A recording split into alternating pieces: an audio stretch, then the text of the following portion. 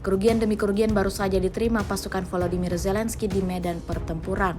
Momen tersebut diabadikan dengan jelas dalam sebuah video yang ramai beredar di Telegram pada Kamis 14 Maret 2024. Pada awal cuplikan video menampilkan drone pengintai Rusia yang mendeteksi pergerakan angkatan bersenjata Ukraina di lokasi pendekatan dekat garis kontak, di mana pengintaian penerbangan menemukan posisi pesawat infanteri Ukraina yang terletak di lapangan terbang tersembunyi.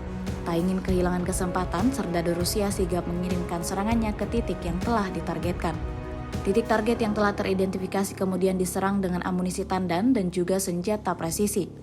Hasilnya, semua helikopter hangus diledakkan seperti yang terlihat jelas dalam video.